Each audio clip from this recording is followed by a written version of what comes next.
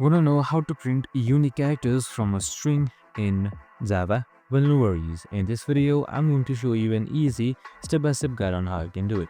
It's super simple and under a minute, so let's get straight to it. Now, first things first, simply open up any compiler that you want. Now, if you want to print only unique characters, we simply loop through each character and check if the first and last occurrence indexes match. So that's it. So if it matches, it means the character appears only once. So we simply print that character. So we have used the same thing right here. We have used the string that is programming, and we have used a for loop inside it to match it and to check if it matches. So this method simply avoids extra memory usage and easy to understand.